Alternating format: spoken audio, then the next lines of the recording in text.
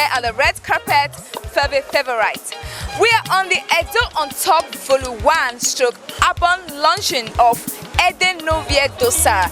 That's the big thing, son of the immortal, is doing a show today in Benin City. Trust me, we're going to have a lot of nice personalities on the red carpet.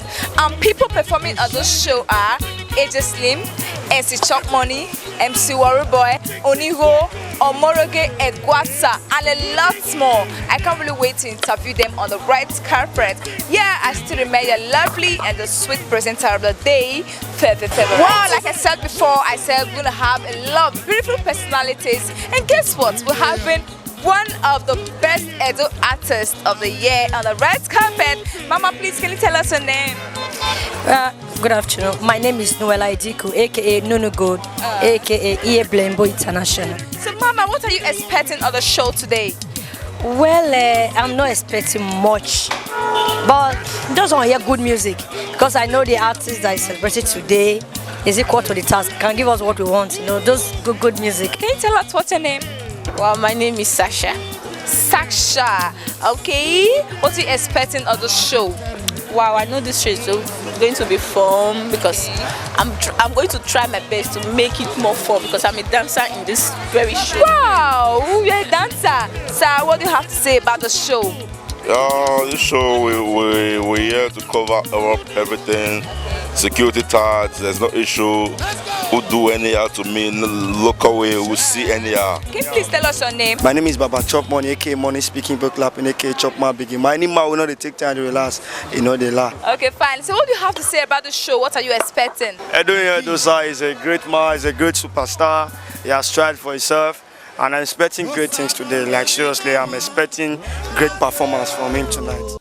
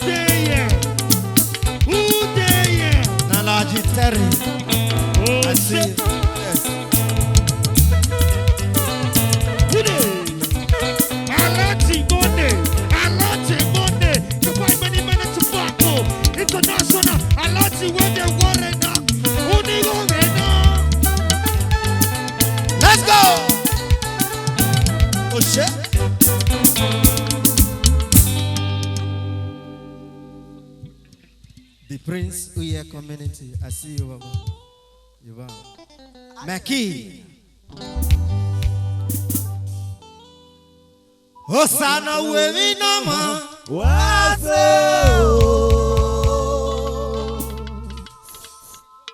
The Prince Uye community, Baba. I tell you. Wese kakabo. More respect. Abane more kena. Yes, sir. If you don't know God, wait till you get. Mariuchi deniwa.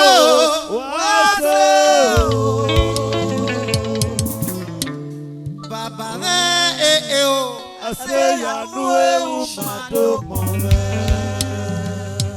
Let's go. Shit. Osana wemi nama wase o abane pon mekena wase o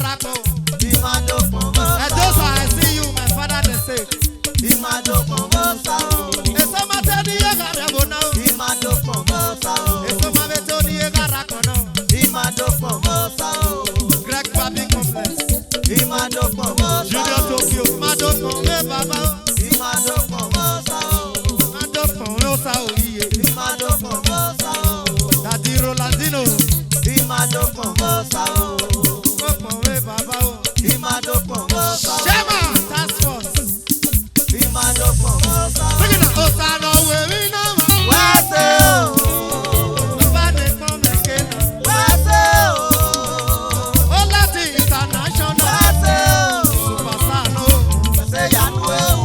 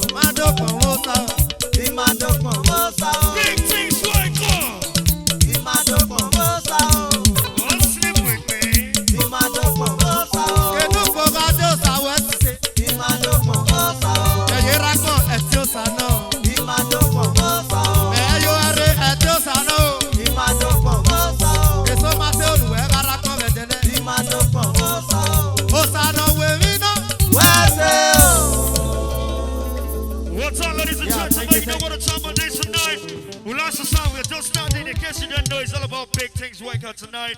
And guess what? They do to the fucking world. And they tell people I do to the world, they know we got to walk towards it, you understand? F sharp. What you have seen we know? What to na did there. Wale rume wo da o. Wosi me koto. Umita pupo na jeno. Jesu o. Atewe kuana o. If you love Ede Edosa, clap for me.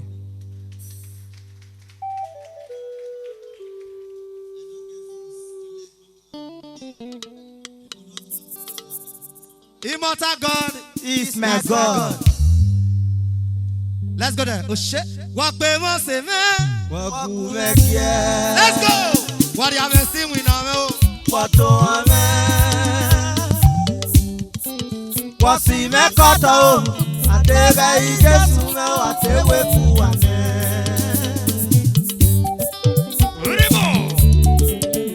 So much money to cut. I better pass my neighbor.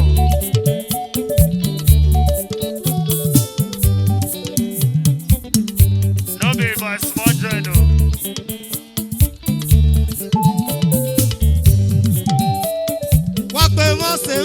Wakumekie. What you haven't seen we know. Koto ame. Wale rume wo da o. Wasi me koto. Atebe Jesu me atewe kuane. Big things right got tonight. Got things about to happen in case you don't know. Can buy many minutes tobacco. If no be money, they know they call me now. Only go. What money cannot do? Too much money can do it. Mama, well, guess what? I'm too super yo-yo. Do shakara, do shakara. Money too sweet, I bet. You won't sleep with me, only go, man. I got money, who you don't have? Hey God. I am currency. Ladies and gentlemen, if you are big, mama, you are big.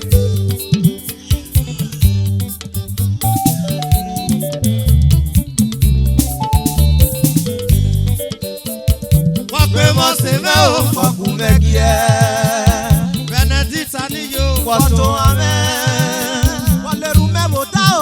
Wasi me koto. Atebe Jesu me atewe kuane.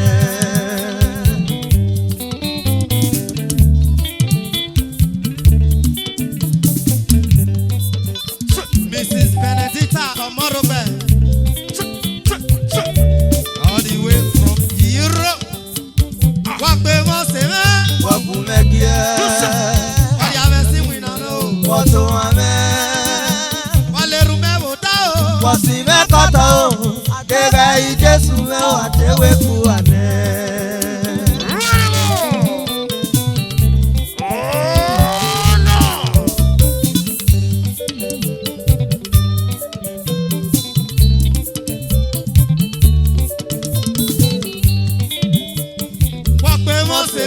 Wakumekie. What you haven't seen we know. Koto ame. Wale rume wo da o. Wasi me koto.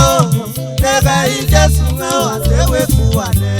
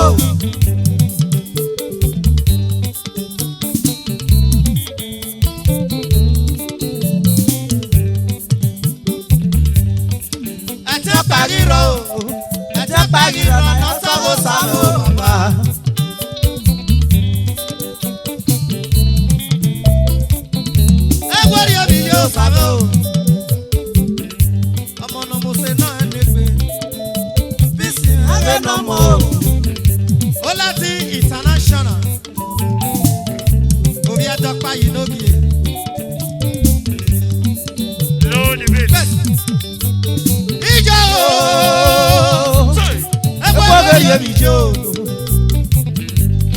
Ewo geri emi je. Ọ̀tá go. Baba. Ìjàre nu wájú lọ́rọ̀ tàtà lókè.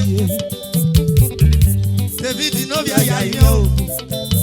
Era lókè ni alele o.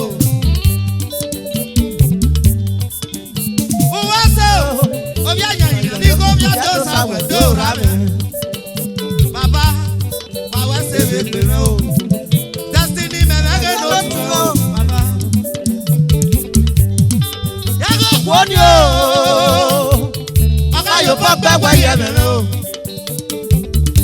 Awe di mana sa ya kona gire.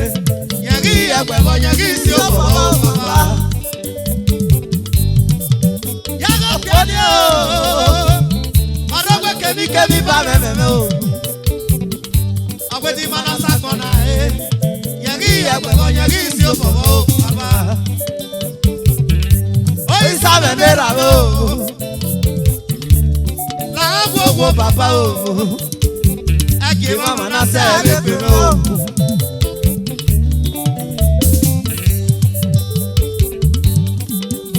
Yago era ni musema gani galelo. CEO Sunset Borough Pit. Yahya Bowa umwe keme o. Adeli ya Bowa o. Baba lu mwe kere. Yahya Bowa lu koge van mo ekekume o. Abena joko for one builders. You get the point. Francis de Ramo, kweme galele o papa. Ede no via do sawedo. Agagbe me o. Agagume. The big four things. We don't rock with the first tonight. You know what the time was like? A 5 minutes of Paco. Pastor Chelsea. You don't sleep with me. Onigo de Pegbana. Nami are you there? Oga Owen. Celebrate the big joy international. Daddy wait the time. Daddy wait guess what? Daddy wait the time. Daddy. You think I am now? When they carry body, hey God. Celebrate international for so wait the time. Yeah. Yes, sir. Big man on the phone. Classic ladies. I beg give me for hands. Mrs. Blessing. I beg greet your husband for me. Onigo de Pegbana. I love you. Okay now. Ede no ya dosa. Onigo rewedo igo. Big things. Onigo rewedo igo. I see you. Ede no ya dosa. Onigo rewedo igo. Oh yeah, you are not here. Big things. Onigo rewedo igo. Big man on the phone. I will not okay. Okay. Ugaze yagba oriyeke. Ugago se diti ama. Eni po yo ase. Ugaze yagba oriyeke. Ugago po diti ama. Eni po yo yo. Herenu menu ya sereso. Ede no dia dosana. Ipo folele o ase. Herenu menu ya sereso. Ede no iye nada. Iga kolele o ase. Yate wenu yata lo bije. Enata lo pata lo mano. Yate wenu galele. Uga seya o. Agata lo talo mano. Wega se kiakba oriyeke. Uwa bo se diti ama. Eni pa made o ase. Uwa se kiakba oriyeke. Uwa bo diti ama. Eni pa made o yo. Kerenu menu ya senaso. Ede no ya dosana. Ipo folele o. Asi your fence so. Junior no menu ya seya. Ede no bije nana. Ipo folele o yo. Waya wa we say yo. Waya wa we say.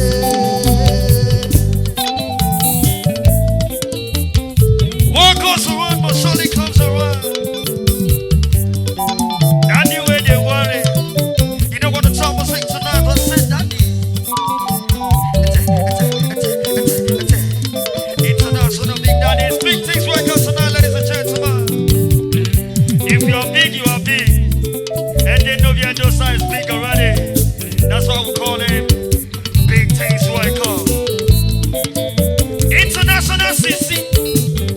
Sisi we guess what? Sisi we find out. Let's go. Oh shit. Benedict and Amarobe. All the way from Europe. Thank you very much. Solid! When you Ugumye bi ne pastor Ugwe Ugwe Rudonona Wegi Jogo Sako Lanu fi weria ega yero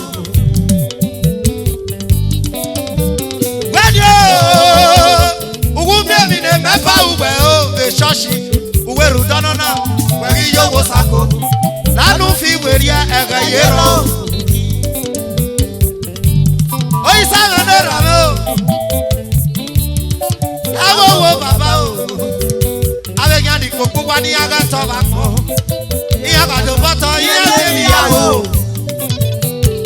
As you very one of Shagadation Yes sir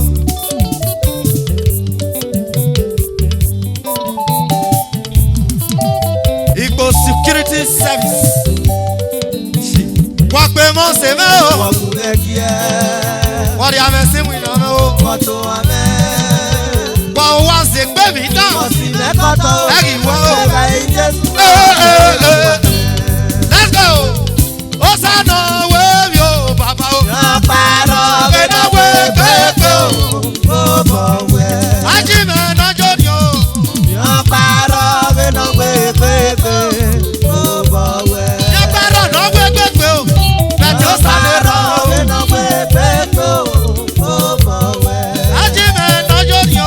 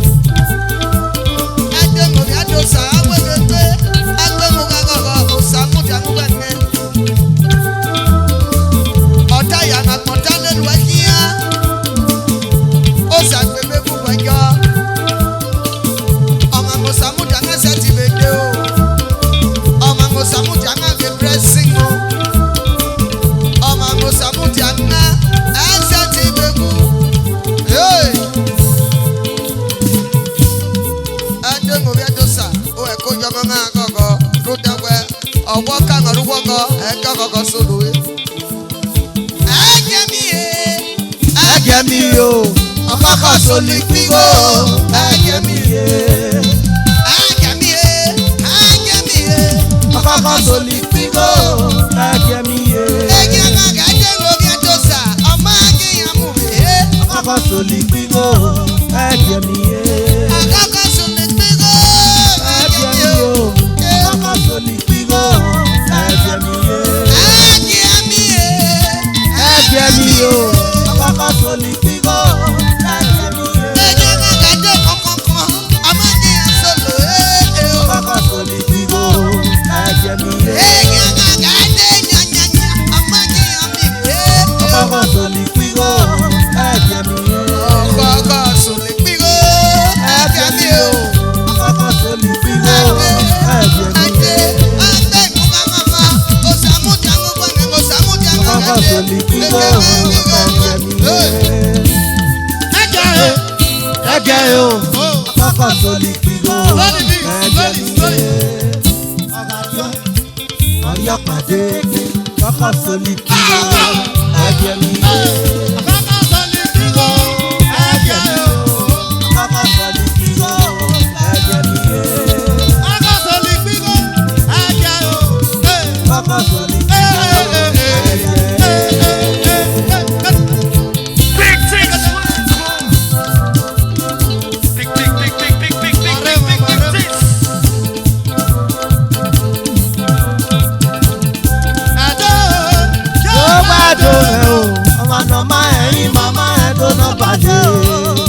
Edo,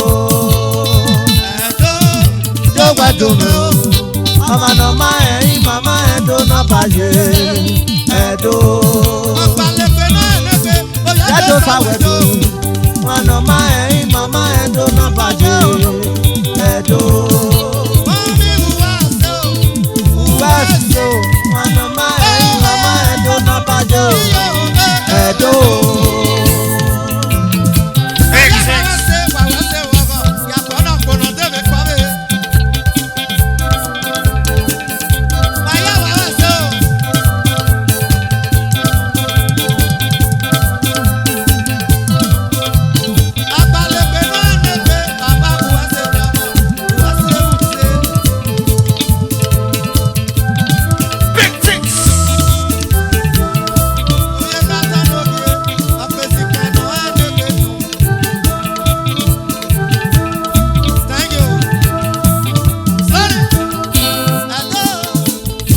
Edo, mama ẹyin mama Edo náà bàjẹ́.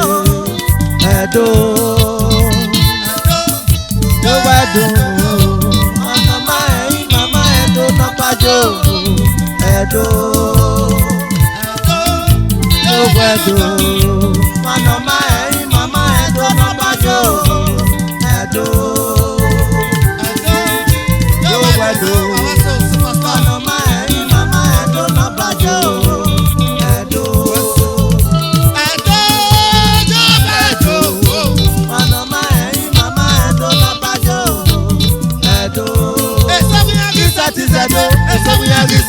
Edo, manoma ẹyin mama Edo náà bàjẹ́.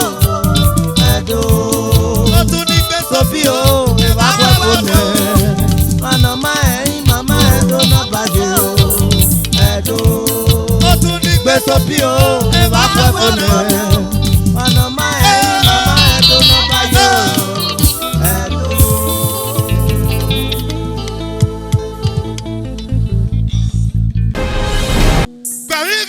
Sado, Isado de Kotuna and the Kotuna and the Bagagi Pimae, ten brothers Sileno, Kakakania, ten brothers Sileno, Kotuna and the Bagagi Pimae. Let's go, ten brothers Sileno. Why are you Gerula? Slowly. Okay, what? Young producer, Kakakania, ten brothers. Mom is good. Ten brothers, ten no. Ogbogbo ego DJ wa we. Mrs. Darcy. Mrs. Evangelist Osarabo. baby one on church again.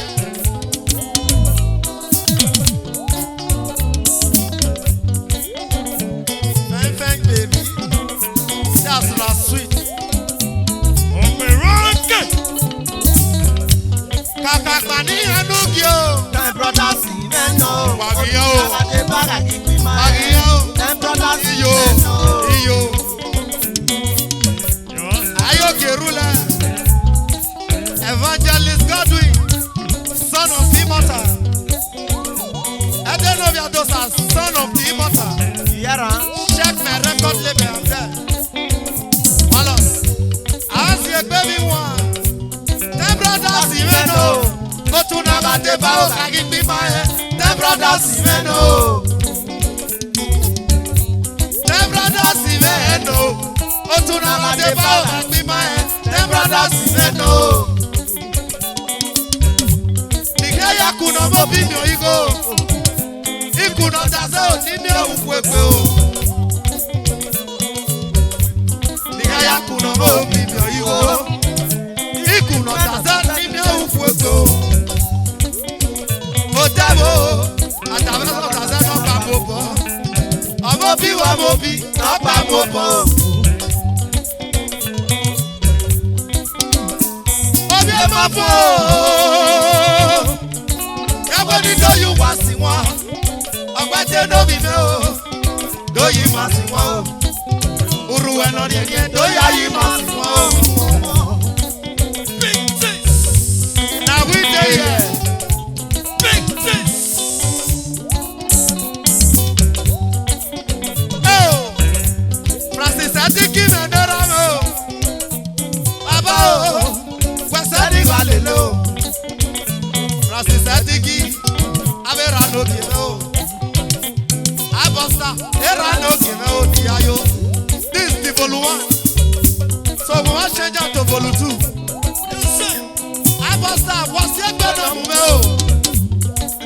Igo luri emena, tiga ya go wawa, tiga ya di moto ya ya wukwe bakwepo. Oliver Neramo, Baba o. Wasani galele, esno derame o. Wasani galele, abifade wasani galele o, baba. Imate menerame o, baba o. Wawasebe keme o, osakama derame. Presque nous en afia yo. Billy derame, wasebe keme. Asabota derame o. Wasi ekwe no mume o. Eke Nigeriana, who contribute o. Ukwo Nigeriana, baba, who contribute o. Adega uwe, biakake wakwane o. Kakakmaniya o. Them brothers even know. Opa menigo. Opa menigo. Them brothers even know. Kakakmaniya nugyo. Them brothers even know. Wano. Them brothers even know. Oh, them brothers even know. Otuna gate banga give me my head. Them brothers even know. Aseme ogbenare. Don't ever them brothers. Don't ever o. Who are them brothers? Izokia no be baba o. Izokia me eneramu. Who are them brothers? Izokia ga ma wote o. Ugadeba izokiaga ama wote pili nerame. Oh, aposta o. Okia yigo ya sakame wa. Ibaka babo kame wo ni gakyo. Asemo tane rame o. Wose kwe no mume wose yame we mini una o. Eke ni jevena papa wasu vesewa. Wayame yoma. Wayame papa nara o. Uyame yomane, uwasebe bebe o. Esama fresco, obiado sawedo. Kakakmani anugyo. Them brothers even know. Otunaga de baga ikima. Abifate Them o. brothers even know. Kakakmani yomane o. Them brothers even know. Opa menigo o. Opa menigo. Them brothers even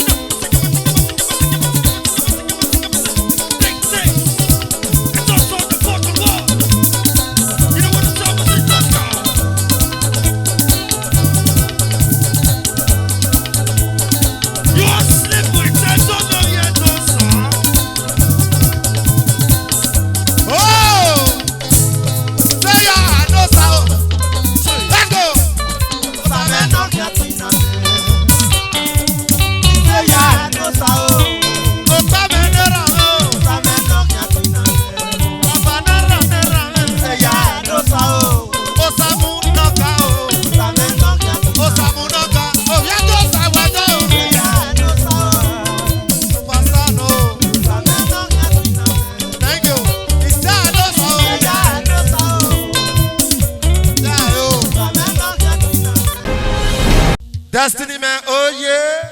Oh yeah. Wago kuona wanyi. Yebere. Wawe nibe yebe unani ao. Awe ni do agoni eseme. Igo na yakwe love egiasi egiawe o. Awa. Oje vi go mo. Amare mani ano meti calculate igo no yakoko mo wa me. Baba wa tita. Wago kuona wanyi me. Yebere.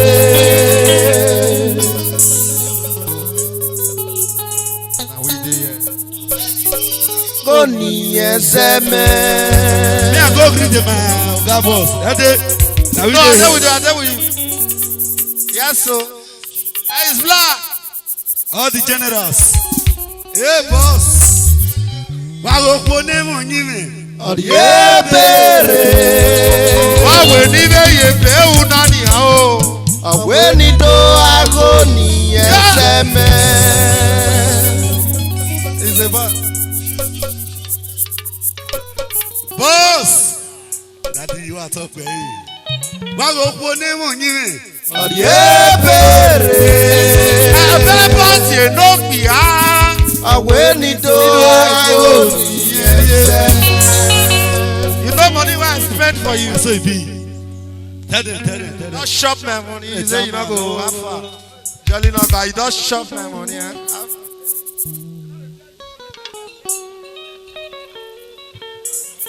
Wago pone mo nyime.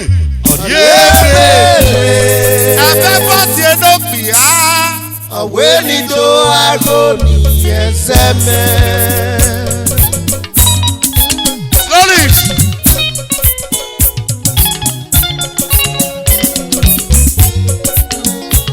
Wago pone mo nyime o. Yebere.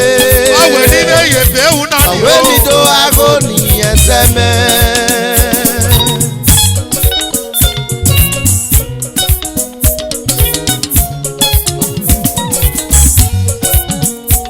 Wage sister ne mo nyime. Yebere. Ebe party no pia. Awe ni do agoni eseme. Slowly.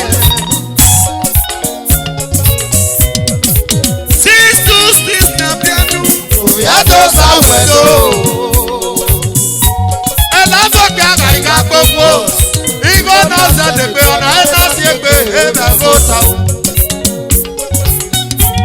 Elaboke aga iga kopia. Igo na se de pe ona ena si egbe o. Akaye mo fi afani o. Ebe le suku n'okwo. Okwo bi jo la tana we brother ma jo wewe o. A brother na iwe ti ehia pe sister wa. When a brother no wear your afternoon work yo failure. Ọba arúgbó pé àwọ̀ olúwa fún ẹ̀wì pé. Àdó. Wago pone mo nyime o. Yebere. Awe ni do agoni eseme. Wàgé sísá nẹ́wọ̀n ní rẹ̀. Yebere. Ìdí kọ́ni ẹ̀mẹ̀ náà ná sọ́ọ̀dì hàn. Awe ni do agoni eseme.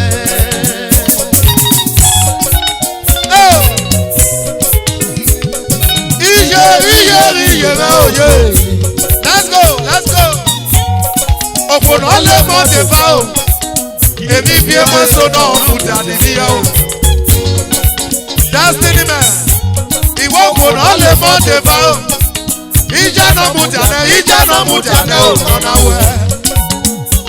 Wàgò pọ̀pá lọ́gbẹ́ lórí ọmọ dọ́lẹ̀ wẹ̀ kó.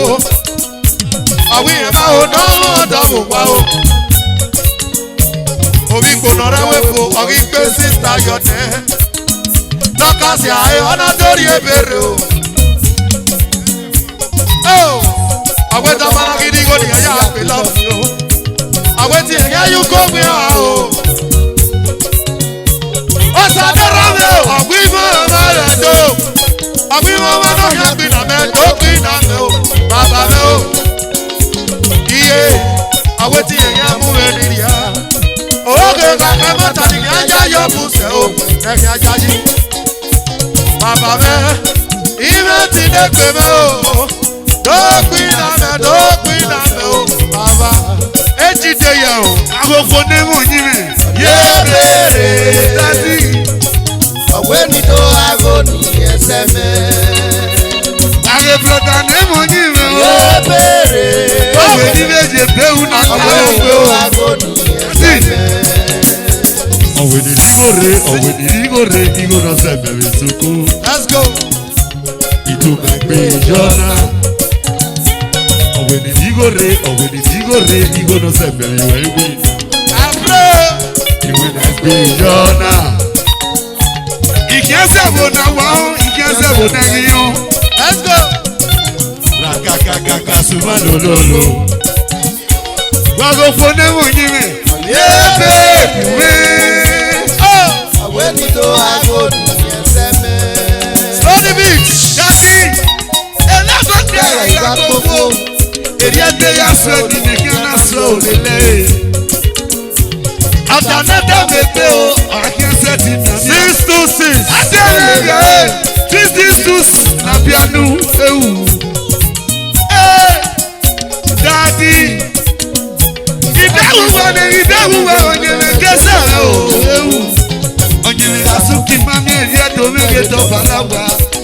Igo na se de plana ina nepe o ego se. Spanish. Mage brother ne unyime. Yebere.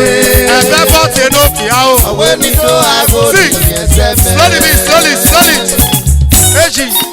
Rekatakata smile lolo I don't understand. Ayo say igo pe. Wago kodi o kono. Yébèrè. Asi no kono. Ọ̀wé mi tó aago ní ẹsẹ̀ mẹ́. Wago kono mo nyime o. Yébèrè. Wago nigo yebe una ni Ọ̀wé mi tó o. aago ní ẹsẹ̀ mẹ́. Let's go. When the brother and the sister di go na. When the brother di go sister na ene go. Boss. Oh, ito ako. The sister wa she. When the ori o we bonu we lo na o. La o. Sisters na when the brother and the sister di go na. Agi lo your sister we sister na ene go. When the o nu we bonu we lo na. Ito ako the sister yo. Let's go. Wago fone mo jive. Yébèrè. Wago ni ye pe una ni Ọ̀wé mi o. tó aago ní ẹsẹ̀ mẹ́. Eji. Wago sita ne mo jive o. Yébèrè. Ebe so ti eme o. Ọ̀wé mi tó aago ní ẹsẹ̀ mẹ́. Eji no bi je.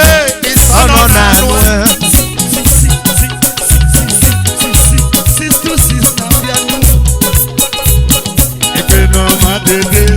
Destiny me, gbọ́mọ ní bòsè o. David lórí àyà yìí ni wọn.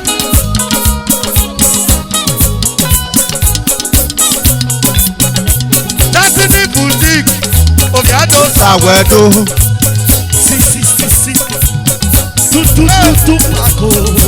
David lórí àyà yìí ni wọn. Ṣẹ́mà àbárò ọkọ̀ lélẹ́lẹ́lẹ́. Jọba wà wá sí ọ̀pàṣàdọ̀. Wà wá sí ọkọ̀ òkàfọ̀. Wà wá sí. Anẹ́nẹ́dígò òpẹ̀dígò wà wá sí ọkọ̀. Bígbọ́n náà dé fún òsàrọ̀ ìyámú. Òsàrọ̀ ìyámú. 626 na piano. 626. Ẹyọ náà mi tó pé ẹ̀sán kẹ̀kọ́. Àwọ̀lọ̀. Dàbí. Success in Abianu. Osayaba Osage, CEO, Osasaneta, Osasama Nigo, Fresco number, 662, Osayimia, Baba Buwese. Big man on the phone, Osaro Iyamu, Wagigo, Francis Ayikebe Nerame, Baba Buwese, CEO. Success for the pit. Wagigo. Aigbovbiosa dey here. Na we dey here. Big man at the farm, oh yeah. Oye.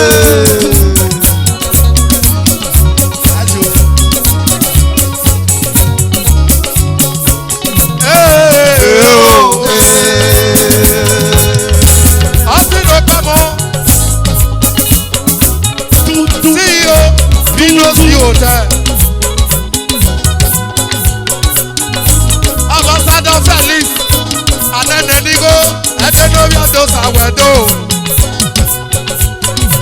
Otomo. Ọ̀tẹ́lẹ̀ ló ní mo ṣe. Big man on the phone.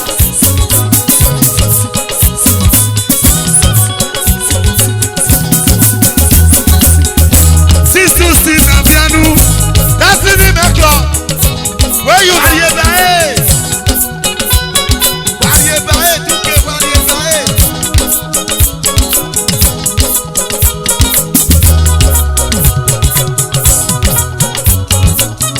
See. Yes, I'm let's go. Big man on the phone. CEO Osaroyi Abu Hotel.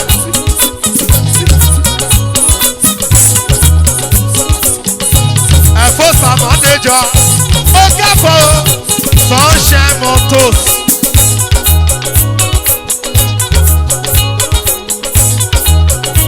Tútú Bako.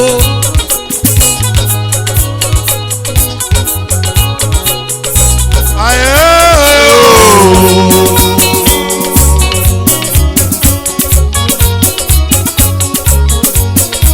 Destiny Ebenoma Boutique. 626.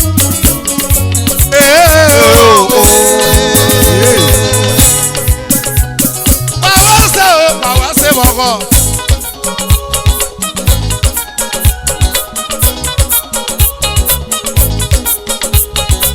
Ògbẹ̀ nẹ́pà mọ̀.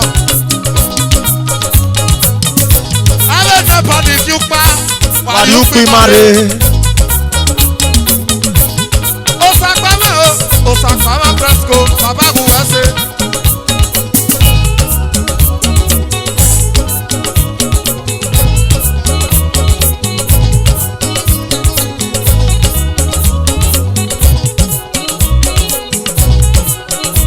Destiny Boutique.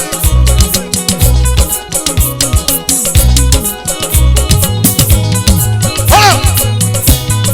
Let's go. Ajẹ́ kí bàbá màmí èmi jẹ́rè. Sista Tọ́lú ní Mẹ́dí. Ajẹ́ kí bàbá màmí èmi jẹ́rè. Tọ́lú ní Mẹ́dí ó sísá o. Sista Tọ́lú ní Mẹ́dí. Ajẹ́ kí bàbá màmí èmi jẹ́rè. Tọ́lú ní Mẹ́dí, Tọ́lú ní Mẹ́dí. Sista Tọ́lú ní Mẹ́dí. Slowly. Ajẹ́ kí bàbá màmí èmi jẹ́rè. Sista Tọ́lú ní Mẹ́dí o. Sista Tọ́lú ní Mẹ́dí. Lágbogbo. Ajẹ́ kí bàbá màmí èmi jẹ́rè. Lẹ́rọ̀ náà kí ìwé yóò kú o.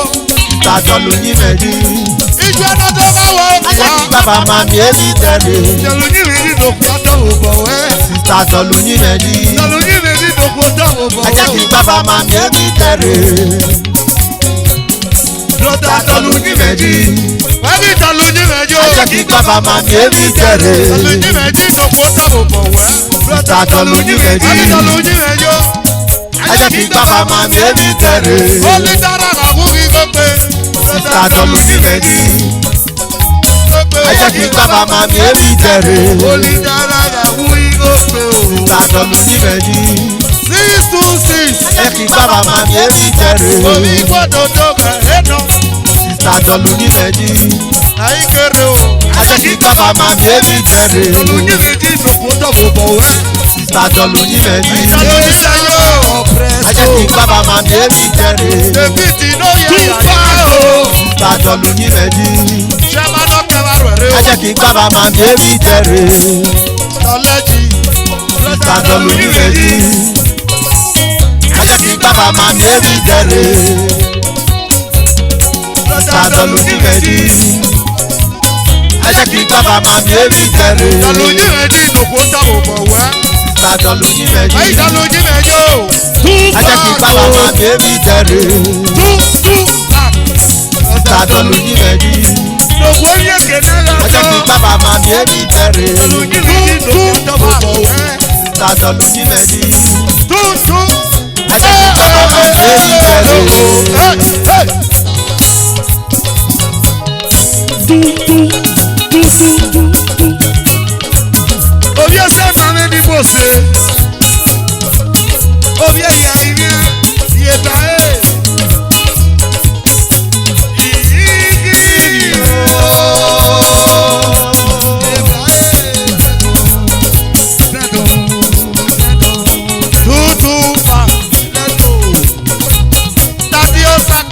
Let's go.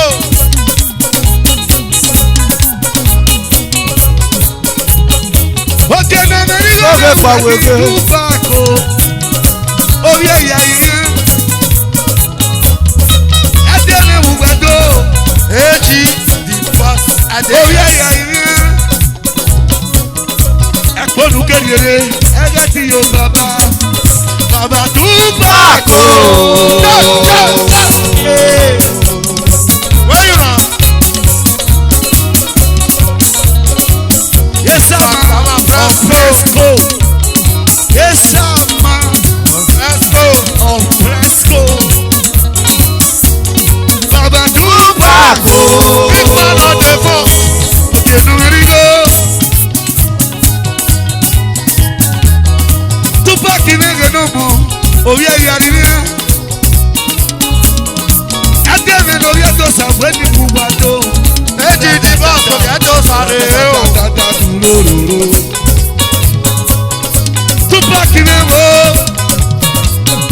Oh yeah, yeah, yeah, yeah, di pose. Sasha Matos, Daddy Tupac.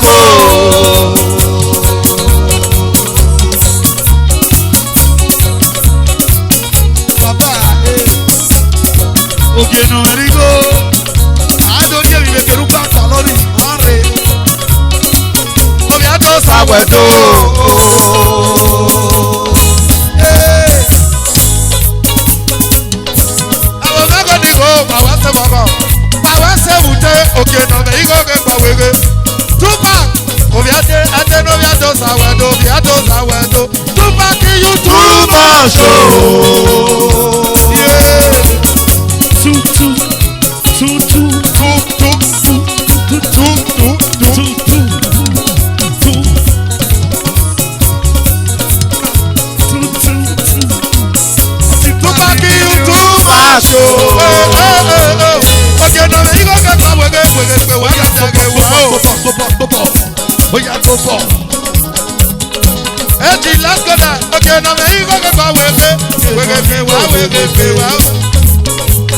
Okay, now me you go wegete. Okay, now me you go wegete. Okay, now me you go wegete. Let's go. Okay, now me you go wegete. Tupac in anymore. Okay, now me you go wegete. Wegete wa dada wa. Okay, now me you go wegete. Okay, now me you go wegete. Okay, now me you go wegete. Tupac. Now me you go wegete. Oh yeah, yeah, you make it Okay, now me you go wegete. Your brother so optimal. Okay, now me you go wegete. Okay, now me you go wegete. Tupac. Now me you go wegete. Your brother so optimal. Okay, now me you go wegete. Okay, now me you go wegete. Okay, now me you go wegete. Okay, now me you go wegete. Tupac. Okay, now me you go wegete. Okay, now me you go wegete. Okay, now me you go wegete. Okay, now me you go wegete. Okay, now me you go wegete. Okay, now me you go wegete. Okay, now me you go wegete. Tupac too much. Alright, yeah. Tupac, oh yeah. Oh yeah. Aigbovbiosa no be yeah. Eji. Tupac too much. Aigbovbiosa we break sweat. Wegete. Okay, now me you go wegete. Okay, now me you go wegete. Okay, now me you go wegete. 626. Okay, now me you go wegete. 626. Okay, now me you go wegete. Okay, now me you go wegete. Okay, now me you go wegete. Okay, now me you go wegete. 626. Okay, now me you go wegete. 662. Too much. Ede Edosa. 626. That's so. 626. Too much. Dogima Nama Eima Dogima. Aigbovbiosa. Ede Tosarema. Nama Eima Dorima. Amanoma Ede Edosa. Nama Eima Dorima. Dorima o. Nama Eima Dorima. Amanoma Ede Edosa. Obiosa wuweto. Nama Eima Dorima. Ede Edosa. Obiosa kasoto wa. Nama Eima Dorima. Dorima o. Nama Eima Dorima. Look it down. Dorima. Nama Eima Dorima. Aigbovbiosa. Nama Eima Dorima. Aigbovbiosa. Iye marele lado. Nama Eima Dorima. Wawo Messiah nebi oduke. Osere Nama Eima Dorima. Ede Edosa. Nama Eima Dorima. Nama Eima Dorima o. Aigbovbiosa weso. Nama Eima Dorima. Obi je mewefi. Obi era mewefi. Nama Eima Dorima. Nama Eima Dorima o. Nama Eima Dorima. Flourish. Yagbe ni radio wa o mọ̀mẹ́kọ. Ọmọ nọ́mọ mẹ́kọ ìtọ́jú wa o. Iyo wa kíákíá o. Yagbe ni radio wa o mọ̀mẹ́kọ. Akajaba mẹ́kọ kẹtajú wa o mọ̀mẹ́kọ. Flourish. Gbé ní radio wa o mọ̀mẹ́kọ. Ọmọ nọ́mọ mẹ́kọ. Ọ̀kàrẹ́ tọ́jú iyo. Èho. Yagbe ni radio wa o mọ̀mẹ́kọ. Akajaba mẹ́kọ kẹtajú wa o mọ̀mẹ́kọ. Yagbe ní radio wa o mọ̀mẹ́kọ. Àkàjọba mẹ́kọ ìtọ́jú wa o. Àwọn ẹsẹ̀ òní báyọ̀ o. Yagbe ni radio wa o mọ̀mẹ́kọ. Akajaba mẹ́kọ kẹtajú wa o mọ̀mẹ́kọ.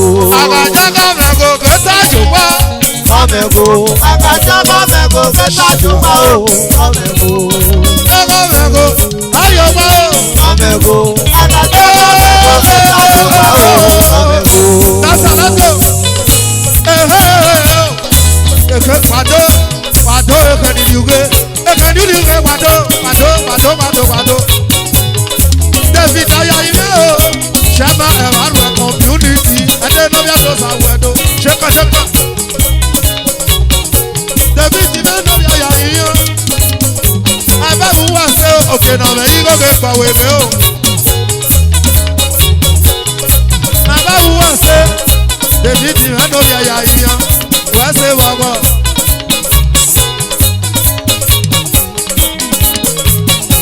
Ó tó wà o. Na o méje. Bàbá wa wẹ́sẹ̀ o. Wà wẹ́sẹ̀ wọ̀wọ̀.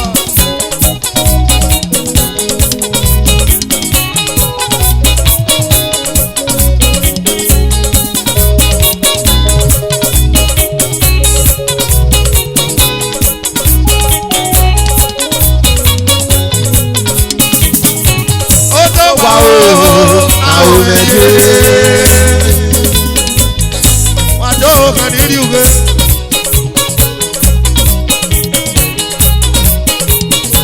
Ó tó wà o. Na o méje.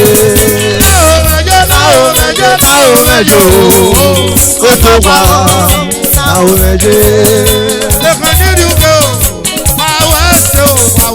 Ó tó wà o. Na o méje. Ó tó wà o mẹ́fíjé. Ó tó wà o mẹ́fíjé o. Ó tó wà o. Na o méje. Na o méje. Na o méje o. Ó tó wà o. Na o méje.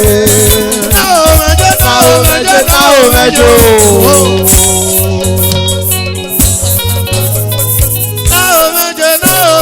Na o méje o.